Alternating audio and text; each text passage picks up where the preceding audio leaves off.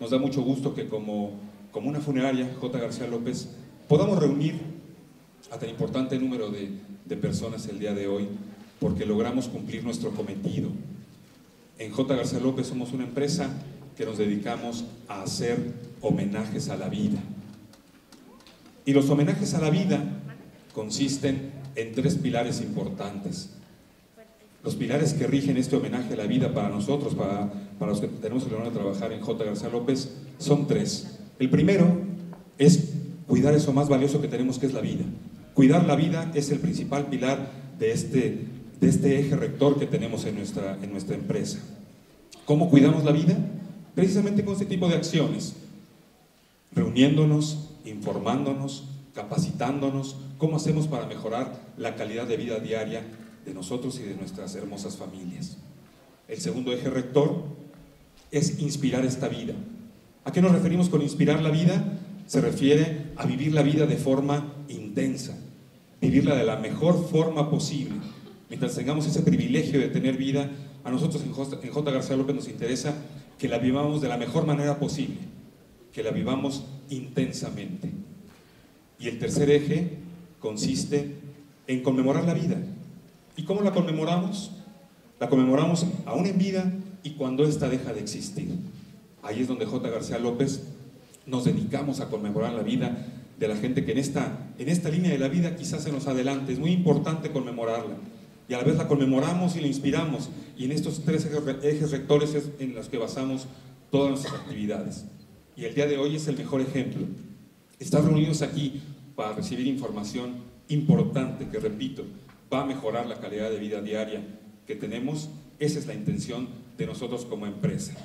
Les doy nuevamente la más cordial bienvenida y para no interrumpir más esta actividad y no aburrirlos más, quiero primero agradecer la presencia del licenciado Óscar Padilla, que es el CEO de nuestra empresa, que se encuentra aquí con nosotros. Óscar, muchas gracias por presidir este evento y por ser el responsable de que este tipo de actividades sucedan.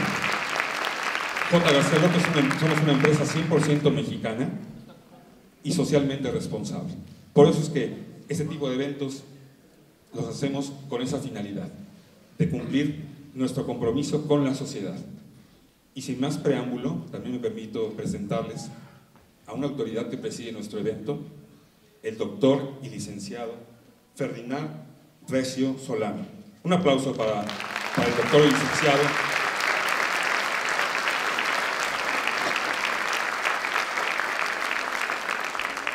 Titulado en la Facultad de Medicina de la Universidad Nacional Autónoma de México y también licenciado en Administración por la Universidad ISEC.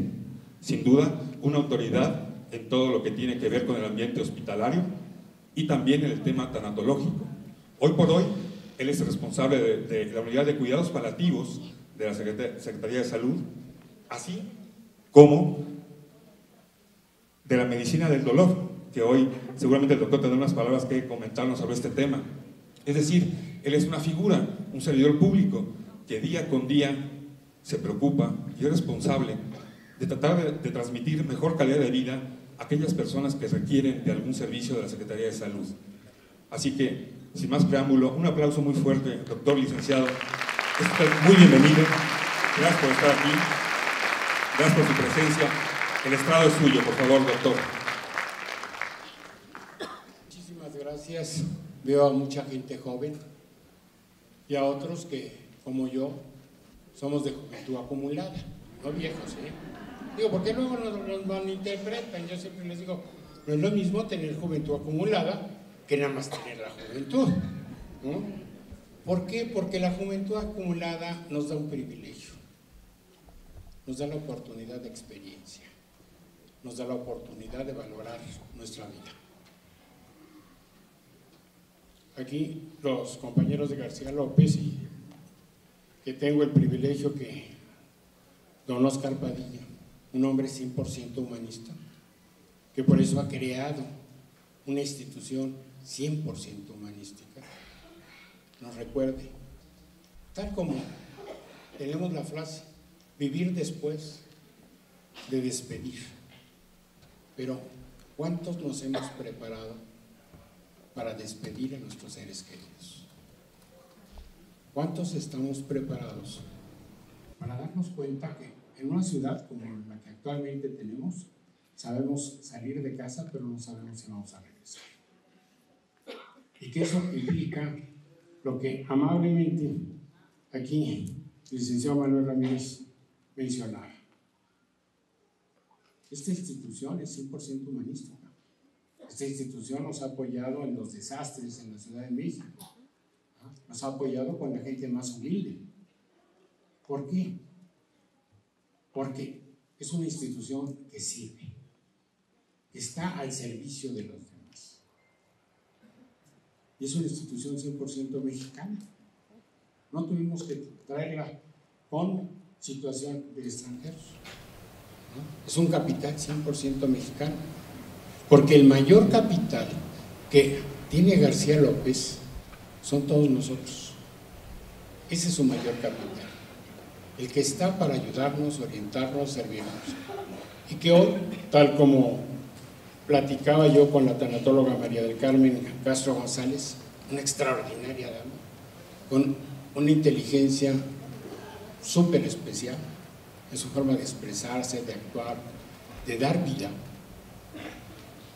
Yo le decía, recordemos que lo más importante no son los días que vivo, sino con qué calidad los vivo, que son dos aspectos muy diferentes.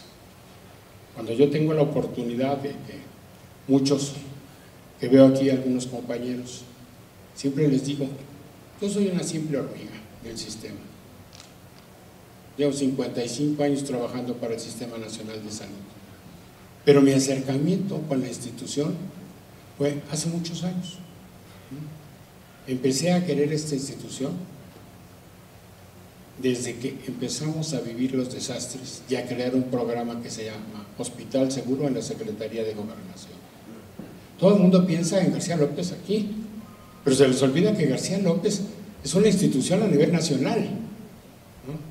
Que tiene muchas filiales y que eso nos da una tranquilidad. Recordemos, y es algo que ustedes van a vivir hoy, van a tener el privilegio de que su historia de vida hoy cambia. A partir de hoy, su historia de vida va a ser diferente. ¿Por qué? Porque van a tener el privilegio de escuchar a la tanatóloga María del Carmen Castro González con un tema súper apasionante. Dejar ir también es rendir un homenaje. ¿Cuántos de nosotros hemos dejado ir a nuestros seres queridos y no hemos logrado dar el homenaje que hoy vamos a vivir, que hoy vamos a aprender? Y que por eso, lo único que les puedo decir, estén muy atentos, evítense el celular con ruido, ese elemento que ahora aparentemente no nos hemos dado cuenta, pero es el que... No es por nada, pero da la casualidad, ¿no?, de que se nos olvida que si lo pongo en vibración, al menos voy a sentir cosquillas. Ya, si tengo el privilegio que me acompaña mi familiar y la que manda en casa, pues ya no me preocupo, ¿no? Pero ¿cuál es ese privilegio? Comunicación. Hoy tienen una oportunidad. Van a vivir la mejor comunicación de una tanatóloga.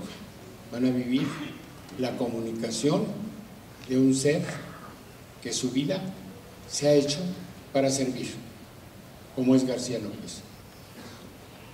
Los dejo en la palabra de esta preciosa y distinguida dama. Muchas gracias, doctor Cordinar. Un placer que nos dirija unas palabras. Muchísimas gracias. Voy a permitirme ceder el micrófono al licenciado Juan Pablo Bravo, que es el director comercial de J. García López, de la división de Planes a Futuro, que nos va a hacer favor de presentarnos como debe ser a María del Carmen Castro, la embajadora de J. García López en este apasionante tema tanatológico. Y como se los dije, la intención es que ustedes estén preparados para poder afrontar los retos que nos presenta esta hermosa vida. Y les repito nuevamente, hay que cuidar la vida. Hay que conmemorarla con actividades como esta.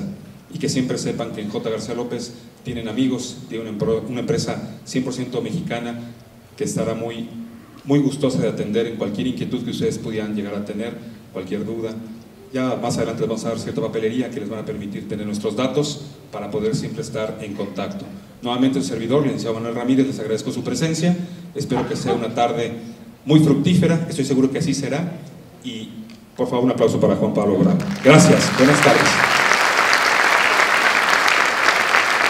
Muy buenas noches.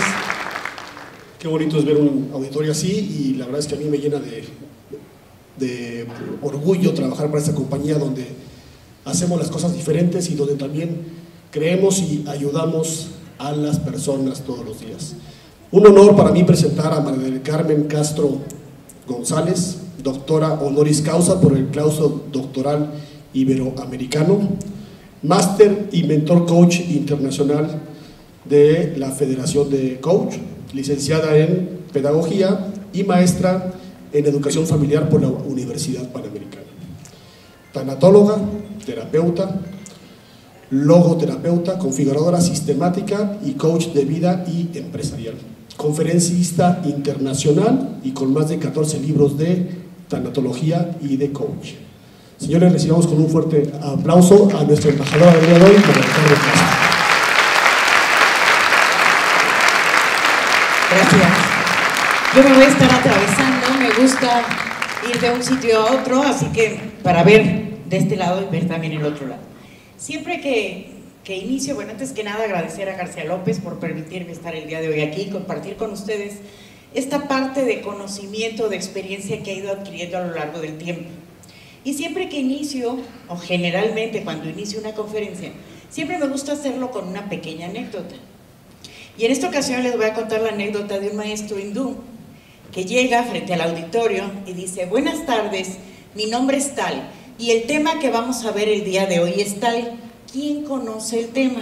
Bueno, la mayoría del grupo levanta la mano. El maestro hindú al ver eso dice: bueno, si yo voy a hablar de tal tema y ustedes ya conocen el tema, yo no tengo nada que hacer aquí. ¿Y se va? Sale el coordinador corriendo y le dice: maestro, por favor regrese. Convence que regrese el maestro, regresa, vuelve a lanzar la misma pregunta. Buenas tardes, mi nombre es tal y el tema que vamos a ver el día de hoy es tal. ¿Quién conoce el tema? Pues después de lo acontecido, nadie levanta la mano y el maestro hindú al ver eso dice: bueno, si yo voy a hablar de tal tema y ustedes no tienen ni idea de lo que yo les voy a hablar, yo no tengo nada que hacer aquí, y se va. Vuelven a salir corriendo, lo logran convencer, regresa el maestro hindú, vuelve a lanzar la misma pregunta. Buenas tardes, mi nombre es tal y el tema que vengo a hablar el día de hoy es tal. ¿Quién conoce el tema? Pues después de lo ocurrido, se ponen de acuerdo, la mitad levanta la mano y la otra mitad no lo levanta. El maestro hindú al ver esto dice: bueno, ustedes conocen el tema, ustedes no, ustedes se lo explican a ellos, yo no tengo nada que hacer aquí. Pero bueno, creo que este tema todos sabemos algo, hay quien sabe más, pero nada nos es ajeno, nada de lo que vamos a hablar el día de hoy nos es ajeno. Es esta parte de pérdidas que vamos teniendo los seres humanos y que a lo largo de nuestra vida las vamos teniendo pequeñas pérdidas a lo largo de nuestra vida. Desde el momento en que nacemos estamos teniendo pérdidas, pero nos van preparando para la gran pérdida, que es la muerte. Por eso es tan importante procesar esas pequeñas pérdidas, porque son la preparación para la gran pérdida, la muerte. Lo triste es que a lo largo de la historia y de esta época en la que vivimos, donde todo es descafeinado, light, desechable, y lo que no sirve lo tiro, lo que no es ligero me deshago de él, lo que no tiene cafeína y me acelera también no lo uso, vamos pensando que la vida también es así. Y la vida no es así. La vida tenemos que irle encontrando un sentido a todo lo que ocurre Y también tenemos que percatarnos que a lo largo de ella vamos teniendo pérdidas. Y que esas pequeñas pérdidas son las que me van a mostrar el camino para el momento en que llegue mi propia muerte o la muerte de mis seres amados. Se dice que cuando mueren los seres amados, morimos los que quedamos también. Hay una parte de nosotros que también muere. Y tenemos que aprender a elaborarlo. Y a ese proceso se le llama duelo. Y se le llama duelo porque duele. Si no doliera, seguramente se llamaría de otra manera. Pero se llama duelo porque duele. Y la naturaleza humana es tan sabia, que las heridas físicas sanan de igual manera que las heridas emocionales. Si nosotros tenemos un pequeño rasguño en alguna parte de nuestro cuerpo, después de un tiempo, unos días, eso desaparece. Pero si nosotros tenemos una cirugía a corazón abierto, el médico no nos dice al día siguiente, levántate y continúa con tu vida de igual manera, porque aquí no sucedió nada. Claro que sucedió y requieres de un periodo de recuperación. Lo mismo ocurre cuando tú tienes una pérdida. Lo mismo ocurre cuando a lo largo de tu vida vas teniendo esas pérdidas que te van preparando para el gran final. Es imposible visualizar la vida del ser humano sin la pérdida. Es imposible. La pérdida es tan fuerte, pero a la vez tan importante en la vida del ser humano. Pero es tan fuerte, ¿saben por qué? Porque nosotros no decidimos. De hecho, con el simple hecho de percibir esta palabra, algo nos ocurre. Revisen qué les genera. Pérdida. ¿Qué me genera? Tristeza, angustia, ansiedad, miedo. ¿Qué les genera? Va generando una serie de emociones impresionantes. ¿Por qué? Porque los duelos son emocionales, no son racionales. Todos los que están aquí, o los que estamos aquí, sabemos que nos vamos a morir. Si no lo sabemos, les tengo noticias, nos vamos a morir todos. ¿Sí? Pero lo sabemos de manera racional. El problema es que no lo sabemos, bueno, lo sabemos racional, entre comillas. Porque si alguien nos dice, ¿estás preparado para el día que llegue tu muerte? Te va a decir, sí, pues que cuando llegue, ¿no? Oye, pero ya sabes qué van a hacer, cuál es tu destino post-mortem, qué quieres que se haga con tu cuerpo. No, eso a mí no me toca. No, eso falta mucho. Si lo hago, pues estoy llamando a la mala suerte y igual me ocurre, ¿no? Todavía hay muchas creencias al respecto. Se nos olvida que todos, en algún momento de nuestra vida, vamos a morir. Todos. Y no solo nosotros, también nuestros seres queridos. Y aquí viene algo muy importante, porque si ustedes también mantienen esta creencia, cuando llegue el momento de la muerte, su dolor va a ser mayor. El origen de todo sufrimiento humano son las creencias. Revisa tus creencias. ¿Qué es lo que tú crees que va a ocurrir en el momento de la muerte? ¿Qué crees tú si prevés cuando llegue ese momento? ¿Crees que se va a adelantar el proceso? ¿Cuál es tu creencia? ¿De qué te das cuenta? El origen de todo sufrimiento humano son las creencias. Se dice que es la cultura, pero la cultura está llena de creencias. Es todo aquello que te van dando todos tus ancestros, todos tus chosnos a lo largo de tu historia. Pero esas son creencias. Y tan es así que la muerte, cada quien vive el duelo de manera diferente. No es lo mismo vivir el duelo en México que vivir el duelo en Estados Unidos. No es lo mismo vivir el duelo en México o en América Latina a vivir un duelo en la India. Es muy diferente, porque la cultura es lo que nos influye. Y la cultura está llena de creencias. Por lo tanto, lo que hace que un duelo sea de tal o cual manera son nuestras creencias. Y dentro de las creencias está la religión también. ¿Qué crees tú que hay después de la muerte? Porque el morir no nos da miedo. ¿Quién le tiene miedo a la muerte aquí? Por valientes, gracias, también yo. ¿Sí? Pero le tenemos miedo porque no sabemos qué es lo que hay en la muerte. Pero no es que le tengamos miedo a la muerte en sí. Porque si yo les digo, señores, se van a morir en su cama, dormidos, un infarto y no se van a enterar. Y van a decir, pues, cuando sea, ¿no? ¿O no? Si entramos a ese juego. Pero si yo les digo que se van a morir de un cáncer de páncreas, donde se van a ir deteriorando día a día, de manera continua, con sufrimiento continuo, físico, espiritual, emocional, y sus seres queridos se van a ir desgastando junto a ustedes, dicen, espérame, ¿de qué me estás hablando? Eso no juego. Eso que le pase a otros, porque vamos por la vida diciendo, Señor, hágase tu voluntad, pero en los bueyes de mi vecino, no en los míos. ¿Sí? O sea, sí nos vamos a morir, pero no yo. Eso le pasa a otros. Y o tristeza, o decepción, o desilusión cuando me toca a mí. Cuando me percato de que sí me puede tocar. Cuando me percato que yo también soy vulnerable y que a mí y a los míos también les toca. Y ahí empieza una serie de creencias impresionante. De ahí que de repente vamos viendo personas en velorios, en situaciones complejas, que los ves con una cantidad de resiliencia impresionante, que sorprende a los familiares. Pero está muy relacionado con las creencias. Si no está en fase de negación. Si no está en fase de negación, que ahorita vamos a ver en qué consiste esa fase, está con una cantidad de resiliencia que le permite ver la vida desde ese particular lugar, que le hace ser un observador diferente de la vida. Pero lo que hay detrás son sus creencias. El ser humano es lo que cree que es.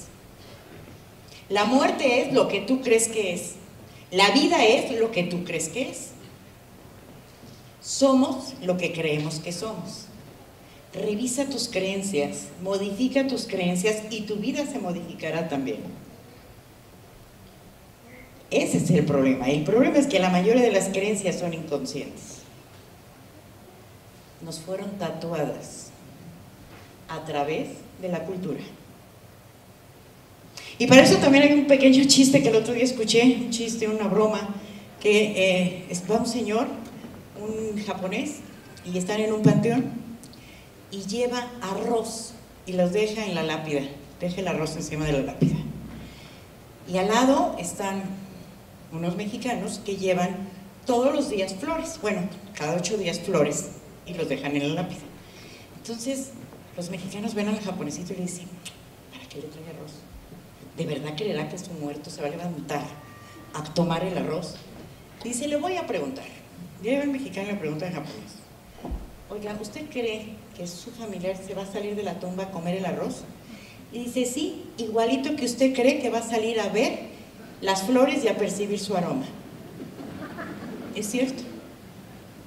Son creencias, ¿no? Pero el problema es que nosotros creemos que estamos bien y los demás están mal. Y no es que nosotros estemos bien y los demás estén mal. Simplemente son creencias diferentes. También, cuando vamos por la vida creyendo que somos inmortales, porque a alguien se le ha ocurrido, sobre todo en estos tiempos, pensar que la inmortalidad debe ser lo natural. Y hemos dejado de ver a la muerte de una manera natural. A la muerte y a las pérdidas, Porque, como les digo, las pérdidas son estas pequeñas muertes pequeñas que vamos teniendo a lo largo de la vida, como son el momento en que naces, pierdes esa seguridad y confianza de estar en el vientre materno, y naces, decía Nietzsche, somos arrojados a la vida, ¿sí? Después, cuando te dejan en el kinder, llora la mamá, llora el niño, llora todo el mundo, ¿sí? Porque es como esa pérdida de me dejó mi mamá, me abandona, ¿no? Después te vas de casa y así sucesivamente a lo largo de nuestra vida, divorcios, jubilación, migración, todas estas son pérdidas, despidos de trabajo, fracasos escolares, fracasos profesionales, todo esto son pérdidas. La juventud, la belleza, la vejez, todo vamos teniendo pérdidas. Ojo, estoy hablando de pérdidas, pero de la pérdida viene la ganancia, si lo sabemos capitalizar. Pero de esto depende nuestra creencia. ¿Qué es lo que nosotros creemos con respecto a la pérdida? Porque hay actitudes, como decía Víctor Frank, que ante el dolor y el sufrimiento no nos ayudan, como son la autocompasión, como es el masoquismo, como es el victimismo, decir, pobre de mí, qué mal me va, solo a mí me pasa esto, cuando les tengo noticias. Y esta es una frase de refrigerador. ¿Por qué de refrigerador? Porque al refrigerador vamos mínimo una vez al día. Péguenla. Nada de lo humano nos es ajeno. Nada. Ni ese asesino, ni ese pederasta, ni ese violador te es ajeno a ti como humano, porque tú también lo puedes ser. Así como esas características que tiene la Madre Teresa de Calcuta, tenía la Madre Teresa de Calcuta, y Francisco y Juan Pablo, y en todo lo que tú creas, en Buda, en quien tú creas, todo eso también está en ti. Porque nada de lo humano nos es ajeno. Nada. Si hoy tú estás enfermo, en cualquier momento yo también puedo estarlo, porque yo también soy humano como tú. Si yo en este momento les pidiera que compartieran sus pérdidas, se llevarían cada sorpresa. Es como la anécdota esta de que una mujer sale llorando a la casa de la vecina a contarle las pérdidas, le cuenta las pérdidas y de repente dice, ¿y tú cómo estás? Y le empieza a contar la vecina. Y cuando sale de la casa, llegué con mi vecina llorando y salí cantando cuando escuché lo que a ella le acontecía. O sea, no somos únicos, no estamos solos. No estamos solos, y esto no quiere decir que minimices tu dolor, no. Nada más date cuenta de que no eres tan privilegiado para que solo a ti te pasen cosas malas. A todos los seres humanos nos pasan, porque nada de lo humano nos es ajeno, nada, nada. Si de verdad lo creyéramos, si de verdad lo validáramos, viviríamos de una manera muy diferente. Una, porque no juzgaríamos a nadie, porque no juzgaríamos lo que hace el otro, ni cómo vive, ni cómo son sus creencias, ni de dónde surge su sufrimiento. Simplemente viviríamos. Simplemente seríamos compasivos con el otro, empáticos y también enojados, porque es parte de la naturaleza humana, y envidiosos porque es parte de la naturaleza humana, y celosos porque es parte de la naturaleza humana. Y hay de aquel que piense que no lo es, y hay de aquel que piense que tiene la verdad absoluta, porque nadie la posee. Todos hacemos una interpretación de lo que es la vida, y entonces lo sumamos a nuestras creencias, y de acuerdo a eso vamos viviendo, y vamos interpretando y manejando nuestras pérdidas a lo largo de nuestro existir. Y lo que le da sentido a la vida es la muerte, porque se imaginan lo que sería nuestra vida si no muriéramos. Qué aburrido. Todos, absolutamente todos, los que estamos aquí, los que están afuera y los que andan por el mundo, tenemos fecha de caducidad. Todos. No sabemos la fecha, como los yogures o el queso, no sabemos, pero de que la tenemos, la tenemos. Vamos a morir todos. El problema es el duelo emocional. El duelo racional más o menos lo elaboramos. Pero ¿saben por qué es tan difícil la pérdida? Ahí me encanta Jorge Bucay, y hay un cuento, sobre todo sus cuentos, que los toma muchos de Nasruddin, y hay un cuento donde un hombre baja a un mercado, imagínense un tianguis en la Ciudad de México, grande, grande, grande, donde bajan de los cerros y de las poblaciones a vender sus mercancías, pero es tal la cantidad de personas que este hombre baja con una mula, y en la cantidad tan grande de gente pierde a la mula y empieza a gritar, he perdido mi mula, he perdido mi mula. La gente voltea, le mira, pero nadie responde, mueve la cabeza como diciendo no la vi.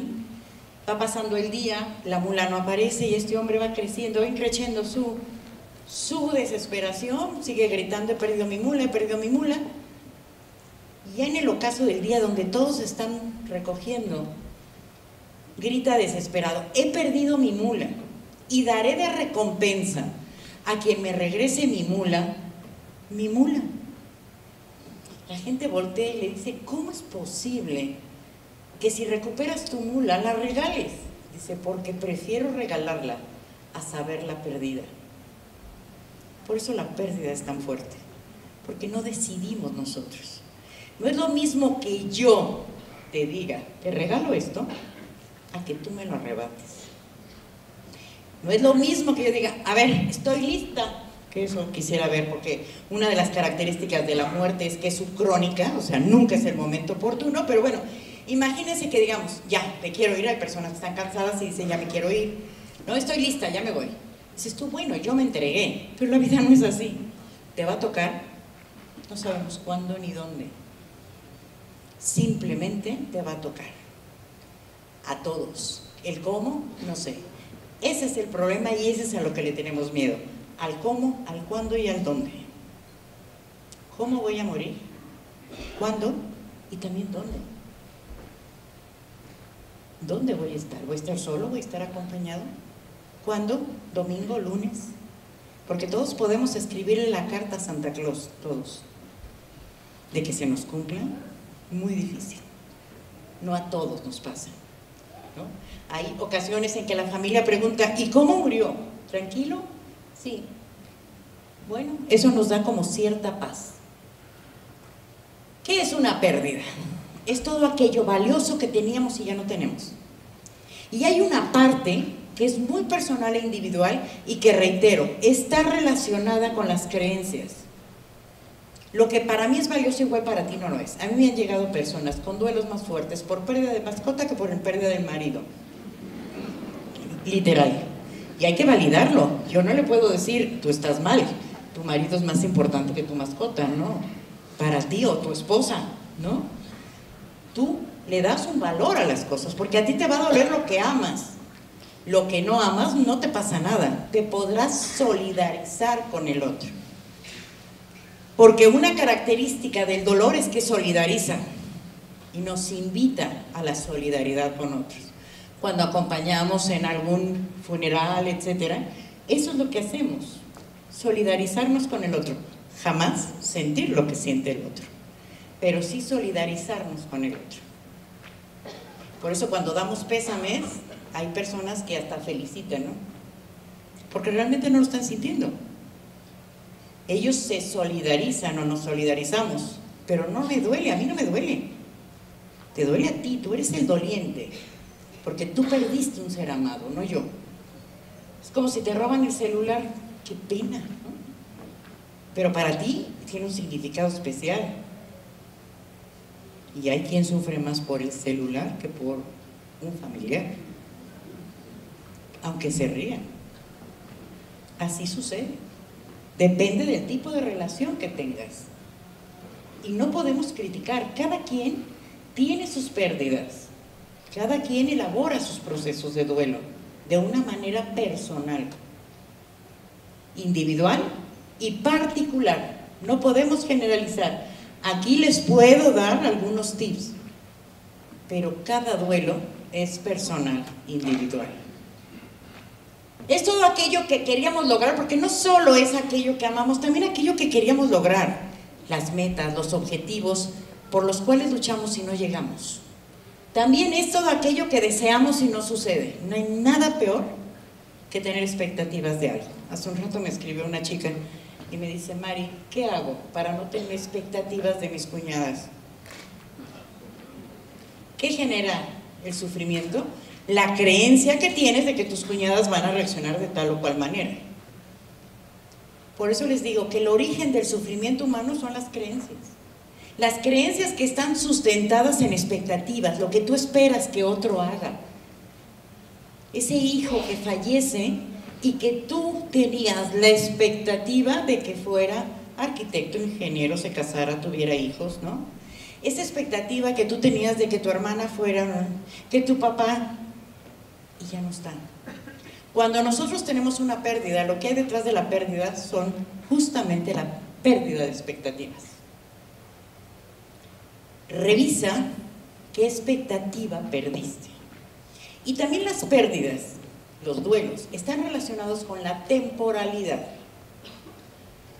Con cada pérdida perdemos temporalidad, pasado, presente o futuro. Por eso se dice, las estadísticas, sobre todo en Estados Unidos, que es una cultura diferente, manejan que la pérdida, o dentro de las pérdidas más fuertes, está la pérdida de una pareja, pero, ojo, de una buena pareja. Porque si no es buena, decimos, aquí yaces y yaces bien, tú descansas y yo también. Y dicen que después es la pérdida de un hijo. Esa es una cultura diferente a la nuestra. Posiblemente en México esto no sea así, quizá el duelo más fuerte sea la pérdida de un hijo, pero depende también. ¿Por qué? Porque si lo relacionamos con temporalidad, cuando tú tienes una buena pareja, tú lo visualizas para finalizar tu tiempo, tu vida con esa persona. Y los hijos los preparamos para que se vayan. Entonces, de ahí viene como esta parte lógica. Pero recuerden que luego lo lógico no es lo que funciona. Funciona más el corazón y entonces vamos elaborando duelos mucho más difíciles y complicados. Entonces, todo depende del valor y de la temporalidad. Por ejemplo, en la pérdida de trabajo, una persona que lleva mucho tiempo, está catalogada en tercer lugar, una persona que pierde su trabajo y lleva mucho tiempo en su área de trabajo, pierde pasado, presente y futuro. Pierde pasado por toda la antigüedad que tiene, experiencia, conocimientos, etcétera, etcétera. Pierde el presente, pierde el día a día y pierde el futuro, de jubilarse, de lograr, de hacer, etcétera. Pero si ustedes observan, todo está relacionado con las expectativas que vamos teniendo. Entonces, cuando pierdas a alguien o algo valioso, solo date cuenta qué estás perdiendo como tu expectativa. Si tú eres la persona enferma, pregúntate, ¿cuál es o cuál era tu expectativa de vida? ¿Cómo querías morir? ¿Cómo querías vivir? ¿Qué te falta hacer? ¿A quién o a qué tendrías que pedir u otorgar perdón? ¿Qué te faltaría para cerrar? Es muy triste cuando acompañas a personas que están en fase terminal que te digan, lo único de lo que me arrepiento es de no haber... Y empiezan a enumerar una serie de cosas importantes. No permitas que llegue ese momento. Empieza a hacerlo ya. Empieza a decidir cómo quieres vivir y también cómo quieres morir. Yo les puedo compartir que hasta hace unos años yo era una fumadora, pero fuerte, ¿no? Hasta que un día dije, quiero morir de una manera diferente. Obviamente, si yo quería morir de una manera diferente era porque iba a vivir de una manera diferente, ¿sí? Entonces, ¿cómo quieres vivir y cómo quieres morir a partir de ahora? ¿Qué quieres empezar a hacer diferente? Si quieres que en tu vida pasen cosas diferentes, vas a tener que empezar a hacer cosas diferentes. Porque es tonto pensar que va a pasar algo diferente si tú continúas haciendo exactamente lo mismo. Recuerda, nada de lo humano nos es ajeno. Cuando una persona está en una fase terminal, cuando una persona está enferma, o pierdes un ser querido muy amado o importante para ti, dices, ¿por qué a mí, si soy tan bueno, hago esto, no he hecho daño a nadie? Empiezan una serie de preguntas donde vamos alzando los ojos al cielo y le vamos preguntando, Señor, ¿por qué a mí? ¿Por qué esto me ocurre a mí? Etcétera. Y no hay respuesta. O sí hay respuesta, pero la respuesta es muy dura y no nos gusta escucharla. Y la respuesta es, ¿de qué privilegios gozas tú para que a ti no te pasen cosas malas? Cuando a todos nos han ocurrido. Y el mayor regalo que tenemos los seres humanos es la capacidad para responderle a la vida. Miren, cuando yo estaba en la secundaria, bueno, en México era como obligatorio, secundaria, prepa, no recuerdo, leer el Quijote. Cuando me dejaron leer el Quijote dije, una cosa de este tamaño, un castellano no muy digerible, dije, qué flojera. Mis compañeras me ayudaron y pasé la materia de literatura. Con el tiempo me volví a encontrar el libro y decidí leerlo por gusto. Y me encontré que no solo es la mayor obra de la literatura castellana, sino que tiene una sabiduría impresionante. Y hay una parte en el Quijote donde Cervantes nos narra que el Quijote y Sancho Panza son llevados al calabozo, y en el calabozo el Quijote les dice: y ahora ustedes van a dormir en la cárcel. Y le responde el Quijote: pasaré la noche, el dormir lo decido yo. Y eso es muy cierto. Alguno de los que está aquí posiblemente tenga un dolor muy fuerte, un sufrimiento muy fuerte, una enfermedad terminal, un ser amado con una enfermedad terminal, un problema muy fuerte, y dices: ¿qué voy a hacer ante esto? El mayor regalo que tienes es la capacidad de decidir la actitud con la que vas a enfrentar lo que te está ocurriendo. Ese es el mayor regalo. Y es otra frase de Elizabeth Lucas, donde un hombre ante la adversidad levanta los ojos al cielo y dice: Señor, ¿qué tan libre soy que no soy capaz de cambiar a mis ancestros? Y no ocurre nada. Pasan los días, este hombre va creciendo en angustia, en ansiedad, porque nada se soluciona, vuelve a lanzar los ojos al cielo y dice: Señor, ¿qué tan libre soy que no soy capaz de cambiar mis circunstancias? Y en eso se escucha la voz del Creador que le dice: el mayor regalo que le he dado al ser humano es la capacidad para responder ante sus ancestros y sus circunstancias. Si hablamos de destino, y eso que ya hay teorías diferentes, podemos decir que lo único que tiene el ser humano de destino es tus ancestros, abuelos, tatarabuelos y toda la chosna que viene detrás de ti, ¿sí? Y las circunstancias, como decía Ortega y Gasset, yo y mis circunstancias. Todo lo demás es tu decisión. Y lo único en lo que tú puedes intervenir es en la manera en la que tú vas a enfrentar aquello que te sucede. Lo que haga tu mamá, tu papá, tu jefe, tus vecinos, el presidente, el mundo en general, no está en tus manos. Lo único que está en tus manos es la actitud que tú vas a presentar ante las situaciones que te presenta la vida. Por adversas que éstas sean, tú decides cómo lo vas a vivir. Es lo único en lo que tenemos injerencia, los demás no. Si yo tengo una enfermedad, puedo decidir si voy al médico, qué tratamiento, etcétera, etcétera, y cómo, qué actitud voy a presentar ante ello. Lo demás, no. Y eso es libertad.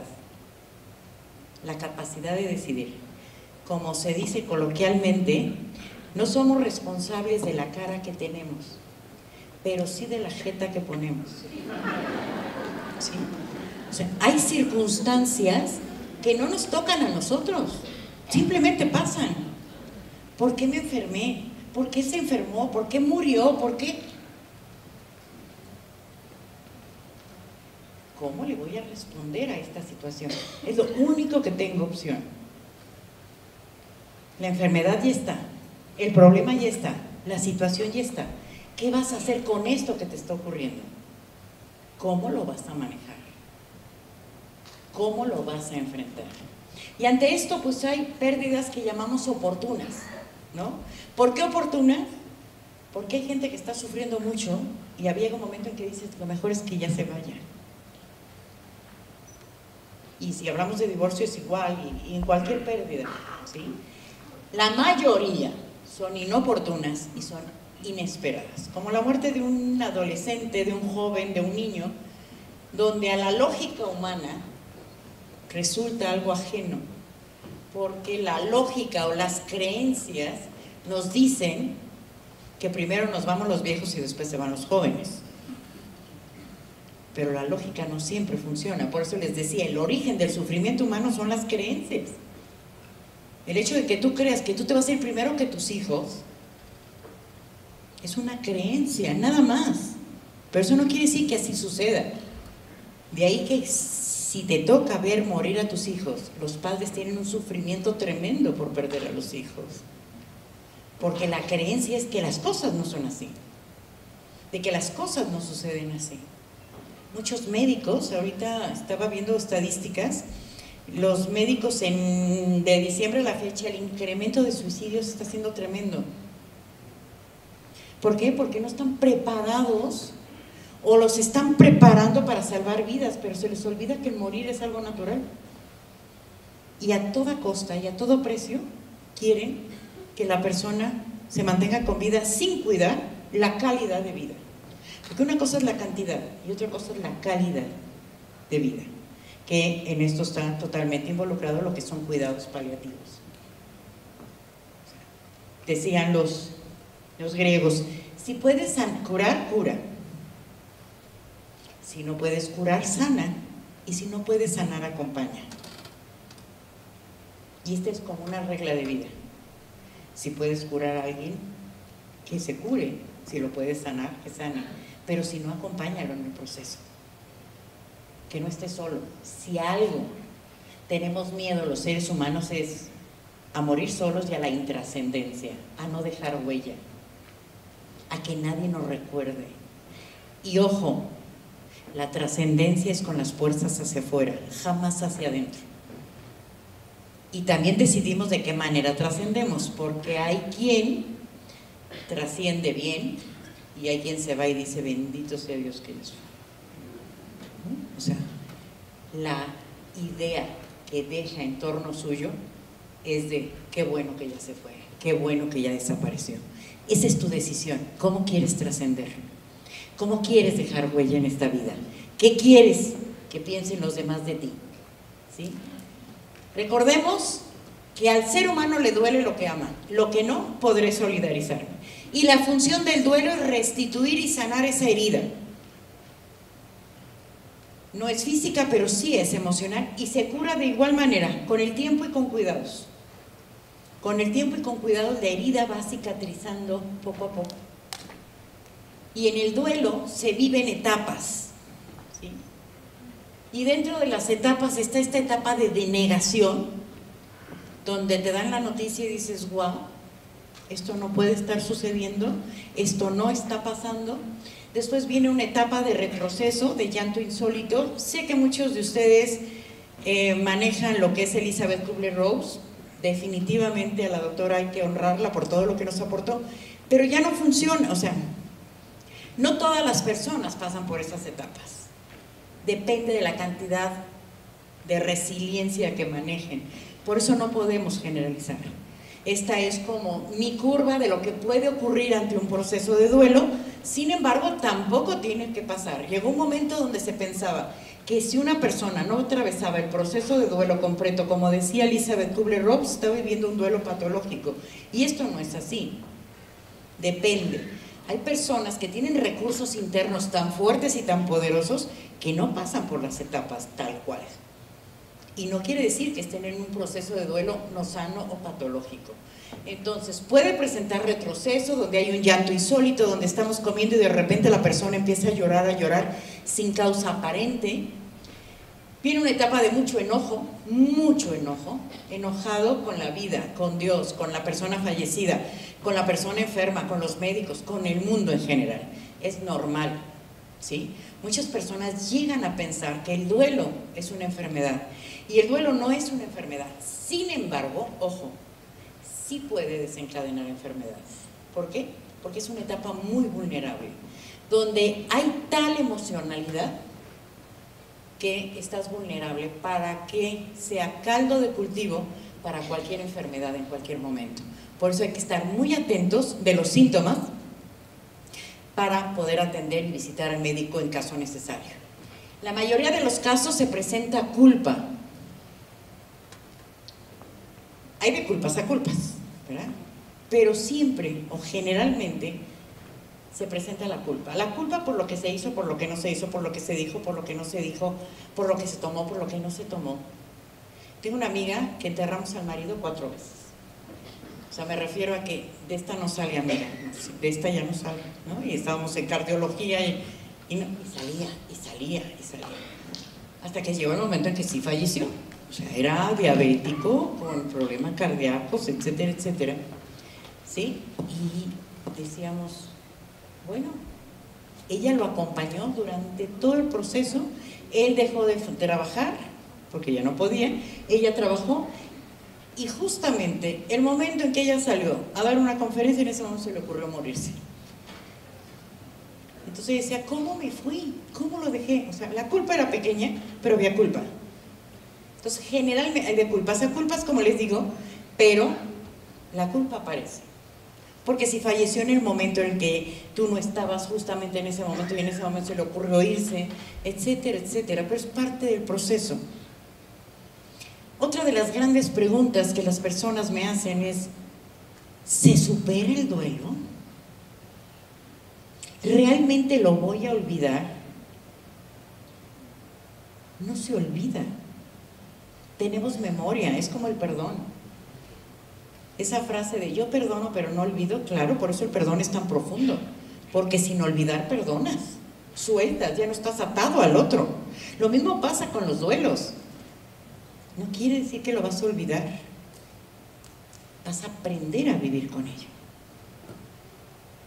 Miren, cuando vemos a una persona que es atropellada, que tiene un accidente, que está en la calle y sufre un accidente, inmediatamente lo primero que hacemos es llamar a una ambulancia, que le brinden los primeros auxilios, que le atiendan, ¿cierto o no? El problema es cuando una persona está sangrando por dentro y nadie le ve. Nadie le ve. Y a mí que no se me acerque con sus problemas ni que se me acerque a llorar, porque ya bastantes problemas hay en la vida, ¿no? Y así vamos por la vida. Pero reitero, nada de lo humano nos es ajeno. Hoy a esa persona le toca estar en esa situación. Posiblemente mañana a ti te toque estar en esa situación. Nada de lo humano nos es ajeno. Podemos escuchar.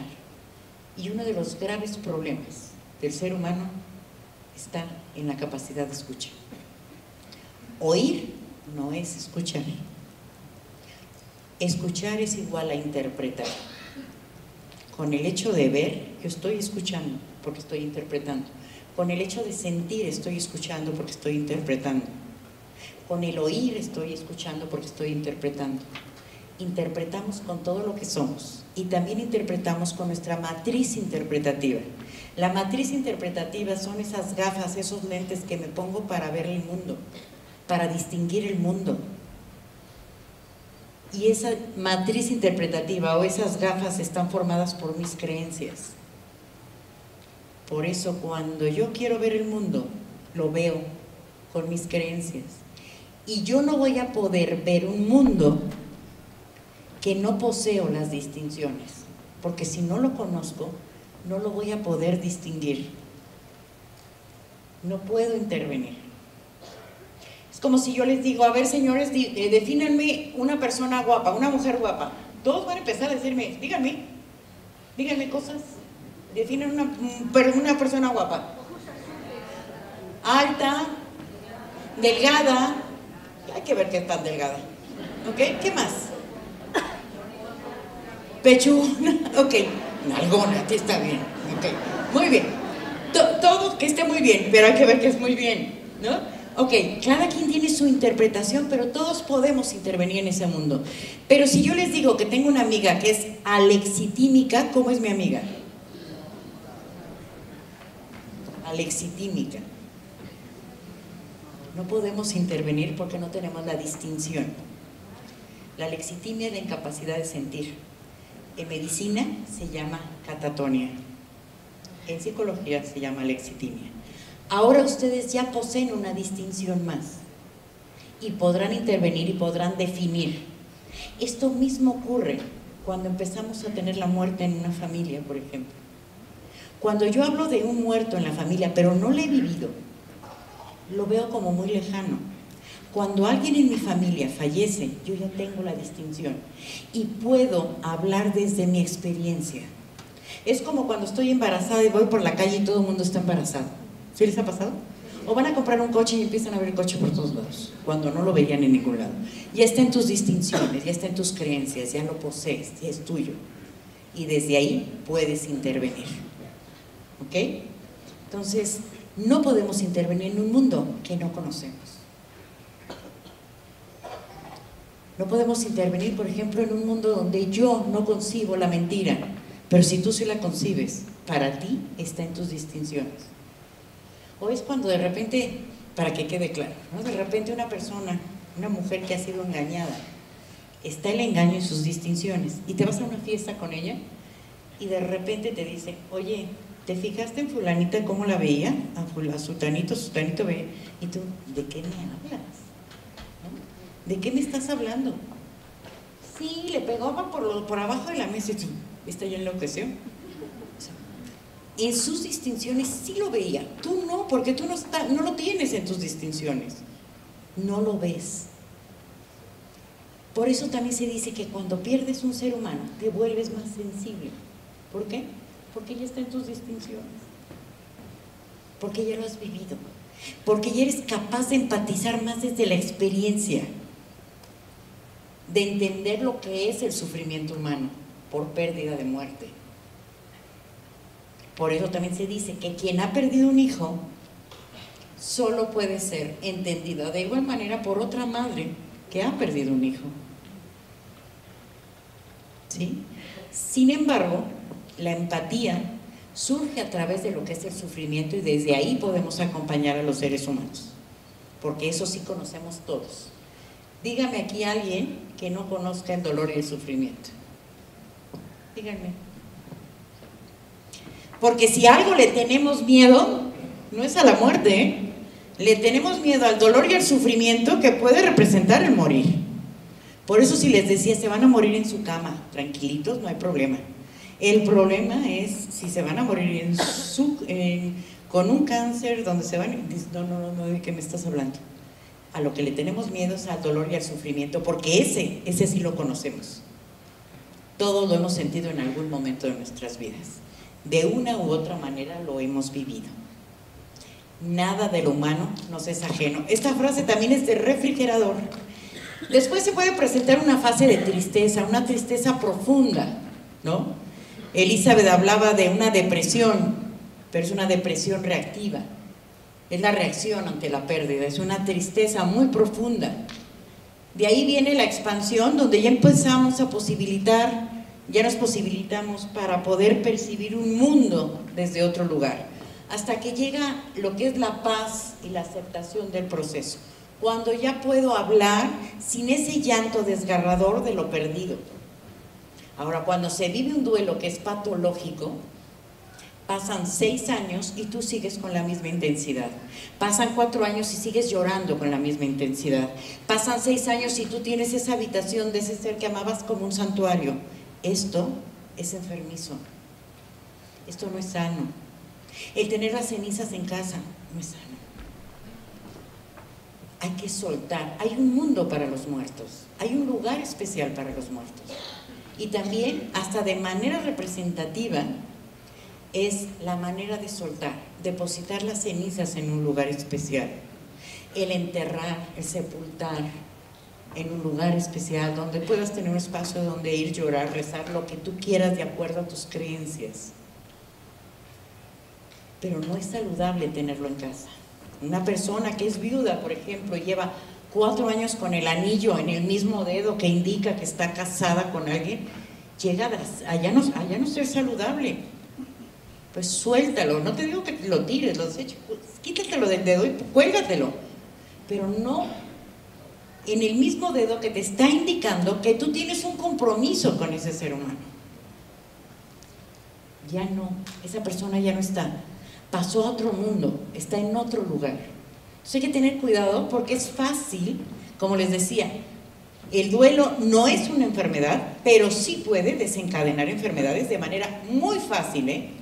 Es un caldo de cultivo. Puede caer en depresiones, o podemos caer en depresiones fáciles. Colitis, gastritis y toda la citis son enfermedades que están comprobadas que tienen un origen emocional. Y los duelos son eminentemente emocionales, donde se maneja mucha tristeza, mucho enojo, mucho miedo, mucha frustración, mucha culpa. Y lo que hay que hacer es hacer un uso inteligente de tu emocionalidad. Desarrollar una inteligencia emocional o una emocionalidad inteligente. No se trata de que vayas llorando por la vida en cualquier esquina, pero sí que proceses lo que está sucediendo, que te des la oportunidad de vivir ese proceso, y que se llama duelo porque duele. Cuando yo me preparé como tanatóloga, yo decía, ¿y qué sentido tiene esto? ¿No? ¿O cómo le voy a decir a la gente que perdió un hijo, por ejemplo, que le encuentre un sentido a la pérdida de su hijo? Me va a recordar toda la parentela. Hasta que después decidí estudiar logoterapia, y la respuesta tampoco la encontré en Viktor Frankl, que es el representante de la logoterapia. La encontré en Elizabeth Lucas, que es una de las discípulas favoritas de Viktor Frankl, donde en su libro que se llama En la tristeza pervive el amor, ella dice, el sentido del duelo es el duelo. ¿Qué quiere decir esto? Lo que toca es vivir el duelo. No le busques otra. El sentido del duelo es duelo, es el dolor. Lo que toca en ese momento, en ese periodo de tiempo, porque también otra de las preguntas comunes es, ¿cuánto dura un duelo? De 6 meses a 2 años, 2 años y medio, depende. Son procesos individuales y particulares. ¿Qué caracteriza cuando un duelo deja de ser normal? La temporalidad y la duración. Perdón, la intensidad y la duración. ¿Qué tan intenso es? Ya tienes 3 años y sigues llorando como el primer día, algo no está bien. ¿Sí? Si tú sigues como un altar, la habitación de ese ser que amabas, algo no está bien. Pero ¿qué sí nos brindan los duelos? Uno, nos brindan la oportunidad de crecer. Nos brindan la oportunidad de sanar eso y salir fortalecidos. Porque como les decía, los pequeños duelos son como las pequeñas muertes para llegar a la gran muerte. Nos van preparando para el final. ¿Implican dolor y sufrimiento? Sí, sí. Hay quien me ha dicho, oye, ¿y hay manera de no? Pues sí, sí hay una receta. ¿La quieren? No amen, me volvería rica. No amen a nada, ni a nadie, ni verán cómo nunca van a sufrir. Ese es el precio. Tú decides si lo aceptas o no. Pero que yo te diga, mezcla 10 gramos de alegría con 3 de sentido del humor, con 4... No hay recetas.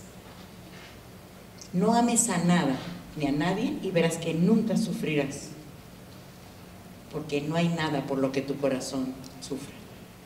Pero ese es el precio que hay que pagar. Y eso lo decides tú. Y también son inevitables. Aquí nada de que yo tengo dinero, te pago, ¿y qué tal? Ay Dios. ¿Qué tal que tú vives el duelo por mí? Tú lo vives, yo te pago toda mi fortuna. ¿Tú lo ves? No. Son inevitables. ¿Qué podemos hacer? Primero, el número 1, que era la pasada, es acepta que estás en proceso de duelo. Reconoce que estás en proceso de duelo. Y después hay factores que te van a ayudar para elaborar tu duelo. Una, date permiso. Porque no nos damos permiso, Alguien nos dijo en algún momento de la vida a ciertas personas que nosotros no nos podíamos caer, que nosotros tenemos que ser estoicos. Y se les dice mucho a los varones, por ejemplo. Los varones viven los duelos de manera diferente a las mujeres. Algunas de las maneras, Carol Stadacher es una autora que estudió justamente cómo los varones viven el proceso de duelo. Y la manera es duelos secretos, que nadie sepa que está en duelo, llora solas, etc. Caer en el activismo, se vuelven adictos al trabajo, caer en alcoholismo y en drogas. Son maneras en las cuales, si no elaboran el duelo de manera sana, son las maneras en que normalmente o generalmente ellos evaden o elaboran sus procesos de duelo. Hay que tener cuidado. ¿Por qué? Porque las mujeres está mejor visto que manejemos las emociones características del duelo, como son la tristeza, y entonces si lloramos, pues se tiene la creencia de que nosotros somos débiles y pobrecitas de nosotros, y entonces nos tienen que cuidar, nos tienen que apapachar para que nosotros elaboremos el duelo. Pero los hombres, la creencia es, tienes que ser fuerte. Y así se les dice, porque la familia ahora depende de ti, y lo triste es que estos mensajes se los van pasando también a los niños. No llores porque tú ahora eres el varón y eres el fuerte de la familia. ¿Ven cómo el origen del sufrimiento humano son las creencias? Y se lo vas pasando a los pequeños. Y también el mensaje es, tú no sientas, tú no puedes sentir porque tú tienes que ser fuerte. Y así las emociones básicas con las que nacemos nos van diciendo qué sentir y qué no sentir. Hay 5 emociones básicas: miedo, tristeza, enojo, alegría y afecto. Nacemos con ellas, son naturales, son el lenguaje del alma, nos hablan de las necesidades del ser humano, estas 5. De estas 5 se derivan todas las demás, aunque hay autores que manejan 2 más, como es el asco y la sorpresa, ¿sí? Pero estas 5 la mayoría de los autores las manejamos, ¿sí? Los podrán encontrar en mi libro de inteligencia emocional y proceso de duelo, etc. Ahí podrán encontrar todo esto, lo que es inteligencia emocional, para poder elaborar un proceso de duelo. El enojo está bien visto en los varones. De hecho, en los procesos de duelo, en los cementerios, en las capillas, vamos a encontrar que los hombres se enojan. Es común que entre ellos se peleen, los hermanos se peleen si falleció un padre, etc. Es característico, porque es la manera que a ellos les está permitido manifestar su emocionalidad. Las mujeres, muchas de nosotras hemos recibido a lo largo de la historia, las niñas bonitas no se enojan. ¿No les suena conocido? Claro que nos enojamos. Después, la tristeza, bien vista en las mujeres, mal vista en los varones. Las mujeres son débiles, ellas son las que lloran. Y los hombres, ustedes no lloran. Entonces, la cultura, la sociedad nos va marcando qué sí y qué no tenemos que sentir. Es más, en nuestras casas, en nuestras familias, hay familias en las que está permitido sentir algo y hay otras en las que no está permitido sentir algún otro sentimiento, experimentar otro sentimiento. Hay familias donde la tristeza no está permitida. Aquí nadie está triste, ¿eh? Hay familias donde la alegría no está permitido. Aquí nadie canta y nadie baila, ¿eh? Porque se murió el abuelo hace... Y aquí nadie canta y baila. Hay familias donde el enojo no está permitido y aquí nadie se enoja, ¿eh? Y revisen qué emoción está permitida para ustedes y cuál no. La alegría, bien vista en los varones, mal visto en las mujeres. Porque si las mujeres tocamos la alegría un poquito más allá, somos mujeres de la vida alegre. Porque nos han dicho cómo reír, cómo divertirnos, pero si un hombre se para, se desviste en la mesa, no pasa nada, pero no lo hago una mujer. Entonces, desde la parte educativa nos van diciendo qué sí sentir y qué no sentir. El afecto, bien visto en las mujeres, mal visto en los varones. Es más, una de las frases para formar es: a la mujer ni todo el amor ni todo el dinero, ¿no? Eso es como, mídele, no le des todo. Entonces, que las mujeres seamos afectivas y demos la vida por el afecto y el cuidado de la familia, etcétera, está bien visto. Obviamente que esto es más fuerte en sociedades menos desarrolladas, pero aún ocurre, ¿no? El miedo, bien visto en las mujeres, mal visto en los varones. Que una mujer tenga miedo es como, nada más que venga un temblor y ahí la parte natural del miedo sale en los varones, pero son los primeros en salir corriendo, ¿no? Pero de manera consciente, que tú dices, ¿tienes miedo? No, yo no tengo miedo, se están muriendo de miedo, ¿no? Yo recuerdo en un terremoto con mi marido, le dije, saca a los niños. No, ¿cuáles niños? No, él quería salirse, él no encontraba las llaves, no atinaba a abrir la puerta, yo tuve que, no, cuando se supone que la miedosa era yo. Entonces, a lo largo de nuestra educación nos van diciendo qué sí sentir y qué no sentir. Lo mismo pasa con los duelos, por eso los varones viven los duelos de una manera diferente. Y será común encontrar a los varones, como les digo, peleando, discutiendo, enojándose. Y las mujeres más llorando, más en esta parte afectiva, buscando, ¿no? Otro factor que ayuda muchísimo, la paciencia. Pero hablarle de paciencia a un doliente es de lo peor. Porque el tiempo es tan relativo entre un doliente y un enamorado. Por ejemplo, pensemos, ¿qué es una hora para un par de enamorados? ¿Qué es para un doliente? Una eternidad. O sea, hablar de tiempo para un doliente es mucho tiempo. El concepto es diferente. A pesar de que es una hora cronológicamente, se vive de manera diferente. Otro factor, la fe. En lo que tú quieras, en la vida, en el mundo, en Dios, en lo que tú quieras, es un factor que favorece la elaboración de procesos de duelo. El compartir los sentimientos, el poderlos expresar, el poder acompañar o que alguien te acompañe, que te escuche, que viva contigo el proceso, eso ayuda. El realizar actividades placenteras. Miren, esto ya lo decía Santo Tomás, estoy hablando de hace siglos, siglo XV más o menos. Santo Tomás decía que había remedios contra la tristeza, y estos remedios eran: uno, llorar; otro es darte un baño caliente, ¿sí? Otro es comer algo que te resulte placentero; otro es realizar una actividad placentera; y por último, orar. Lo decía Santo Tomás hace siglos. Remedios contra la tristeza. Y muchas personas que están en un proceso de duelo se llegan a sentir mal si realizan alguna actividad placentera. Sienten que están defraudando a la persona que falleció. Sienten que ellos no pueden volver a reír. Sienten que ellos no pueden volver a gozar, que no pueden volver a sentir alegría, felicidad o tranquilidad. Cuando sí se vale, ¿no? En este momento estoy trabajando con una persona que perdió a su hija por una sobredosis, ¿no? Un caso mediático, y dice: en esa muerte hubo paz, porque también la muerte puede generarnos paz. Era angustiante no saber dónde está una hija, no saber a qué hora llega, no saber dónde está, no saber qué siente, no saber si está bien, no saber si está mal. La muerte en ese momento puede generar paz. Y lo que les digo, se vale. Es que la gente dice que ¿por qué estoy tan tranquila? Porque estás tranquila. Porque ya sabes dónde está tu hija. Ya sabes dónde está. Antes no sabías dónde está. Es muy triste decir esto, pero la muerte en determinados casos también puede generar paz. Con esa mezcla de tristeza, por supuesto, de perder al ser amado, pero también genera paz. Cuando ves que alguien a quien tú amas está sufriendo tanto, llega un momento en que dices: gracias a Dios que descansó. Entonces también puedes llegar a experimentar paz. Llorar, gritar, escribir son algunas herramientas que nos ayudan para elaborar el proceso de duelo.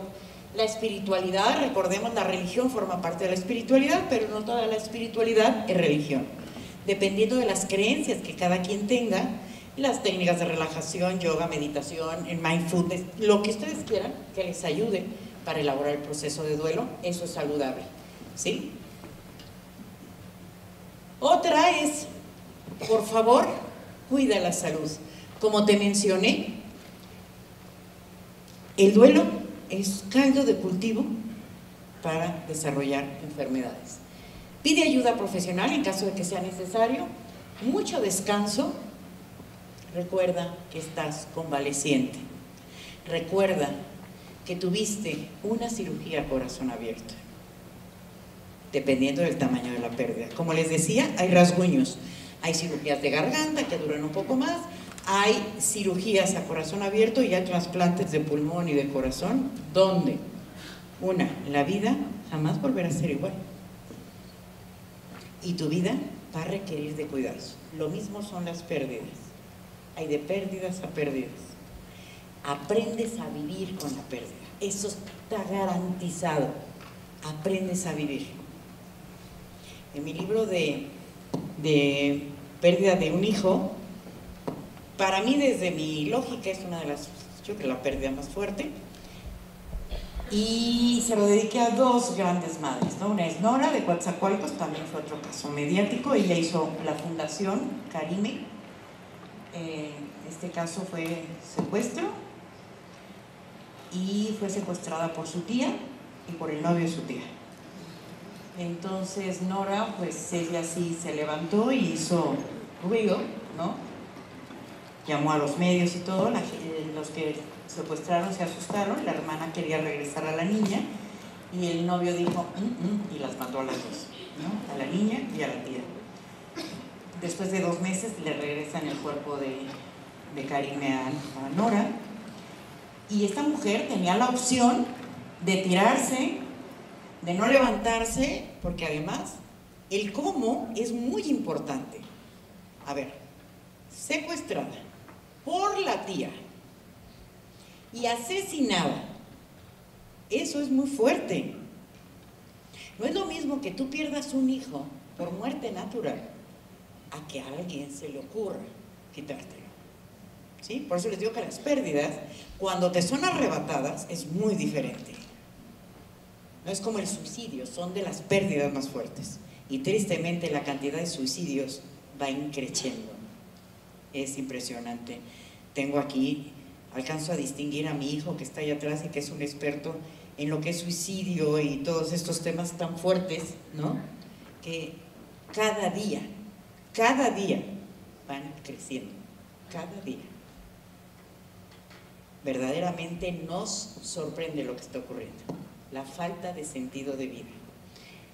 Lo que hizo Nora es trascender su sufrimiento y realizó Fundación Karime. A cada rato tiene reuniones con madres que han perdido hijos y cualquier tipo de duelo. Lo que hizo fue darle un sentido a la muerte de su hija. Por eso es un ejemplo de vida. Y otro caso también es de Vilma, que su hijo también fue asesinado. Y ella hizo exactamente lo mismo. Que la muerte de mi hijo tenga un sentido. Y lo que ella hace es también su fundación, Caminemos Juntos, donde lo que hace es acompañar a otras madres que están en proceso de duelo y cualquier persona que esté en proceso de duelo. Un camino para elaborar el proceso de duelo es la trascendencia. ¿Qué es esto? Ayudar a otros, acompañar a otros a salir adelante en estos procesos tan difíciles. ¿Ok? Pero se aprende a vivir con ello. Lo importante es encontrarle un sentido.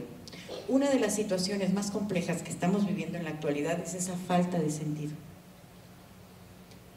No hay nada que nos haga brillar los ojos. Se nos ha olvidado aquello que nos hace brillar los ojos. Y eso que nos hace brillar los ojos es como la gasolina o el combustible que día a día nos van a permitir seguir adelante. Si aquello que te hace brillar los ojos es compartir con tus nietos, con tus hijos, con tus amigos, búscalo, hazlo, porque va a ser el combustible que te va a permitir transitar por este desierto personal. Si ahorita estás de duelo, busca realizar actividades placenteras, llénate de ellas, porque es el combustible para salir adelante, para encontrarle un sentido. Lo decía Víctor Frank, y que no es de Víctor Frank, es de Nietzsche. Él decía, el que tiene un porqué y un para qué, fácilmente encuentra el cómo. El problema es cuando no hay porqué ni un para qué. Porque cuando la vida deja de tener sentido, lo que empieza a tener sentido es la muerte. Cuando la desesperanza es constante en la vida del ser humano, lo que aparece, lo que acontece es la muerte. Pero también lo que le da sentido a la vida es la muerte. Cuando alguien dice, es que es tanatólogo, se imagina que estamos con una caja de muertos, lo estamos velando, y no. Yo trabajo con vivos, no trabajo con muertos. Eso se lo dejo a quien arregla los cuerpos, pero yo trabajo con vivos. ¿Sí? Al duelo que tú elaboras mientras estás vivo, a lo que tú sientes mientras tú estás vivo, a cómo transitar por ese desierto personal que es tan difícil. Para eso yo acompaño a transitar ese desierto personal, pero con vivos, no con muertos. A pesar de que la palabra viene de tánatos, que si es muerto, muerte, luego se estudió tratado, pero recuerden, también no solo es la muerte física, también es la muerte de un evento, un suceso, de lo que era y ya no es. Estaba casada, ya no estoy, estaba en una ciudad, ya no estoy. Entonces todo ese proceso son pérdidas y son pequeñas muertes que nos van permitiendo llegar a la muerte final. Otros factores que no nos ayudan: evadir sentimientos, aislarse de familiares y amigos no nos sirve, no lo hagamos. Al contrario, procure estar cerca. Utilizar fármacos. Lo único, yo me sorprendo cuando llego a las capillas, a un velorio, a un entierro, la cantidad de pastillas que salen y gotitas que salen para adormecer a la gente y evitar que sienta porque es lo único que se pretende, es adormecer y retardar un proceso de duelo. Cuando a lo mejor la persona es más saludable que esté presente en lo que está viviendo, porque le va a permitir despedirse, ¿sí? Abuso de alcohol y drogas, victimizarse, tomar decisiones importantes y ante la muerte o divorcio de la pareja involucrarnos en relaciones amorosas rápidas. Hay quien pierde un hijo, esto no ayuda para nada. Hay quien pierde un hijo y rápido quiere otro, ni siquiera ha elaborado el proceso del otro. Hay quien se está divorciando o queda viudo y ya quiere casarse de nuevo. Esto no ayuda, eso no te facilita el que se elabore el proceso de duelo, ¿sí? Otra cosa, no compares tu duelo, ¿sí? Nunca digas, es que mi comadre duró un año y ya terminó, pues es tu comadre. Sentir que le estamos fallando a la persona si reímos y presionarnos por lo que nos pueden decir los demás. ¿Qué importa lo que te digan los otros? Vive tu proceso.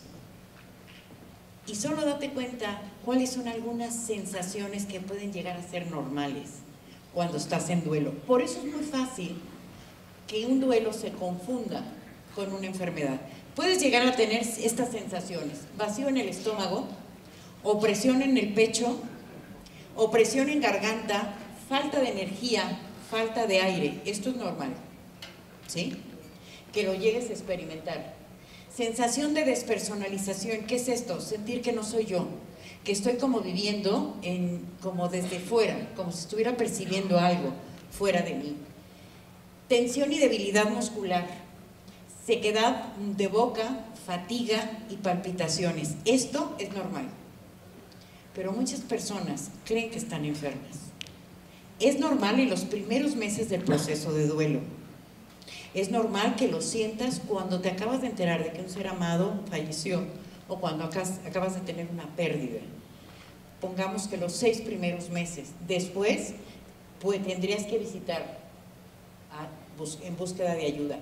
Sentimientos que son normales en un proceso de duelo: tristeza, soledad, apatía, indiferencia, impotencia, alivio, insensibilidad. Esto es normal en el proceso de duelo, ¿ok?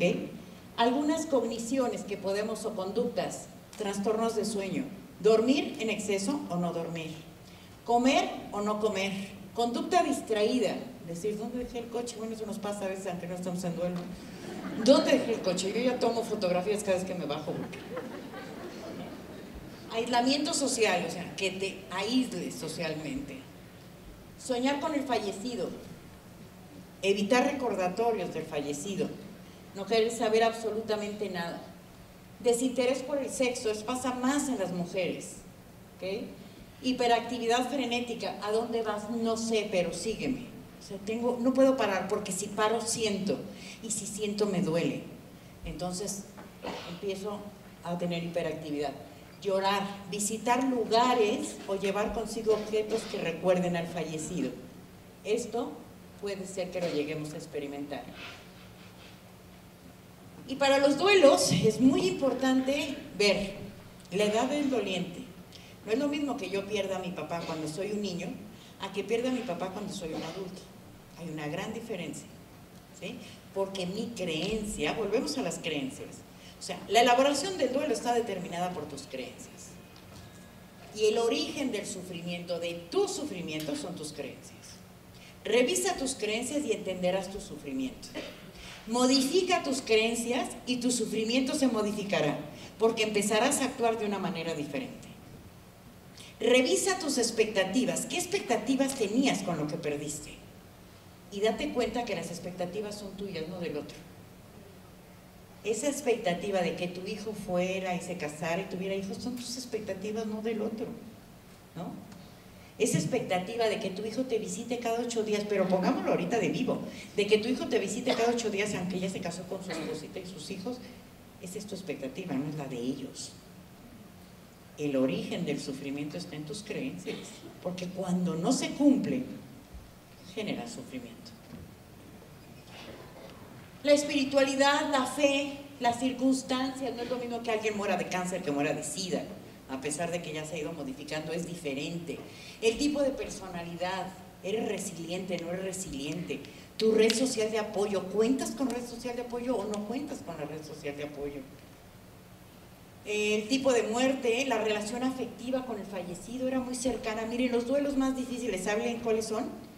Donde la relación era de codependencia, es un duelo tremendo.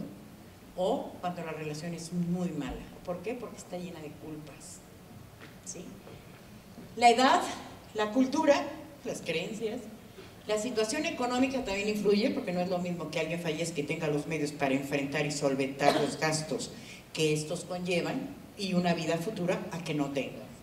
Y otra es el género. Para las mujeres, por los sentimientos que se manejan en el proceso de duelo, nos está más permitido. ¿Okay? Y bueno, estas son como las generalidades de lo que puede ocurrir en el proceso del duelo.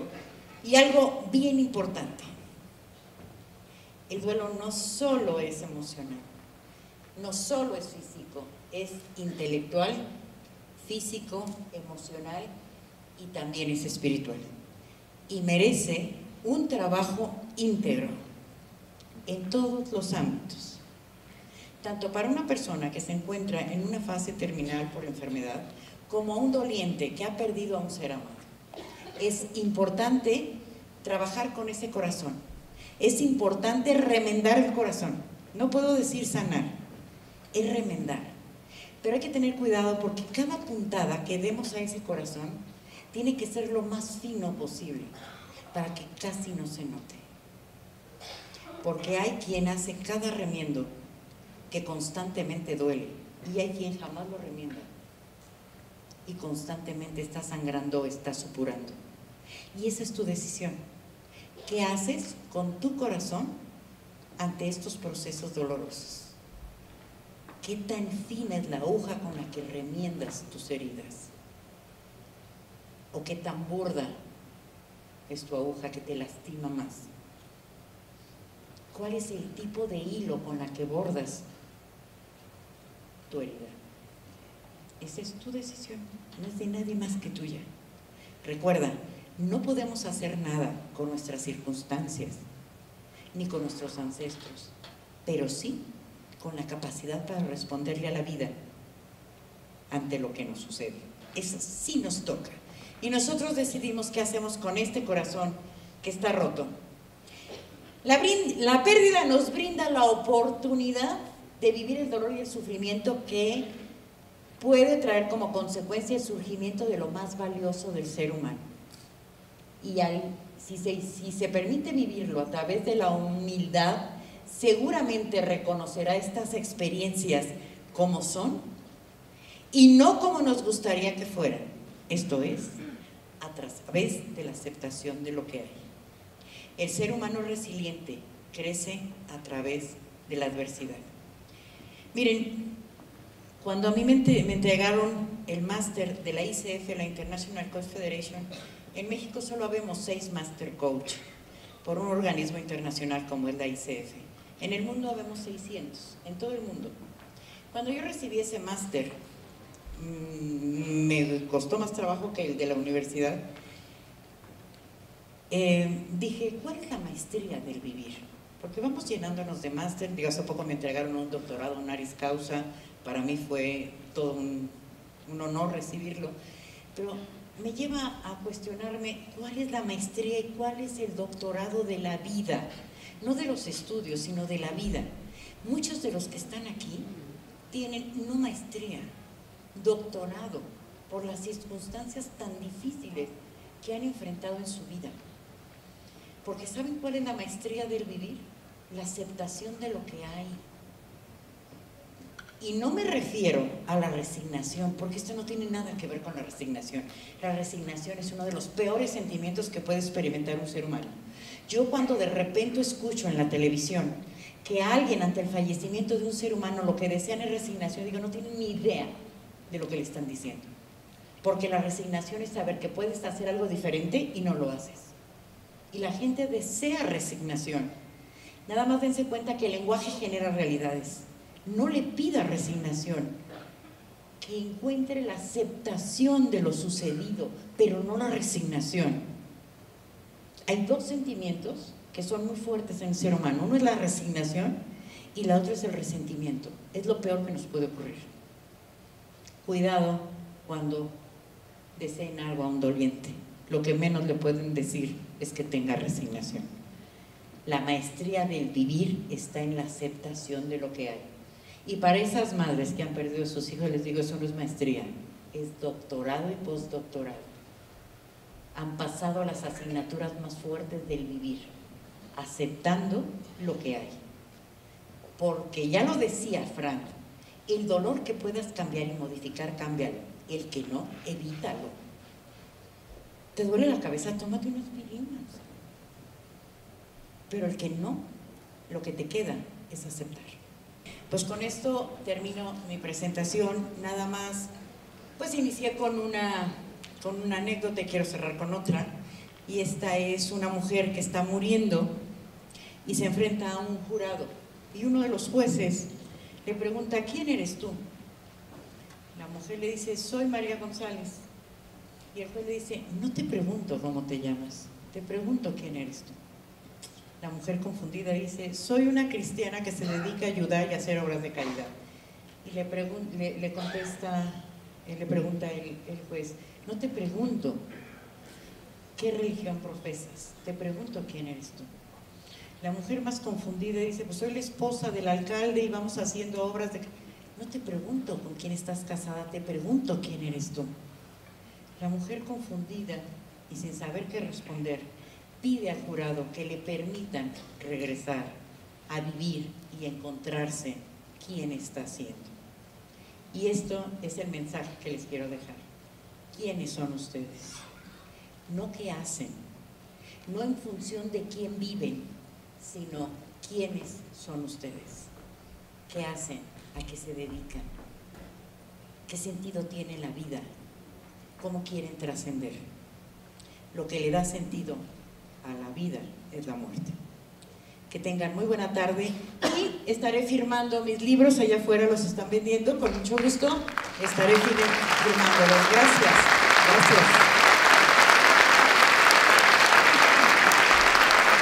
Un aplauso muy fuerte. Muchísimas gracias a Del Carmen Castro. Un placer, un honor poder escuchar este mensaje de vida, y como se los anticipé, confío en que cada uno de ustedes se lleve un poquito de enseñanza, un poquito de cómo se puede rendir homenaje a la vida desde cada una de nuestras existencias. Ese es el objetivo de esta plática. Repito que es un honor para nosotros, para J. García López, poder acercar a cada uno de ustedes este estupendo mensaje. Y que disfrutemos, como os lo dije, cuidemos nuestra vida, inspirémosla, vivámosla intensamente mientras la tengamos y conmemorémosla. Muchas gracias, Mari Carmen, te agradezco mucho. Y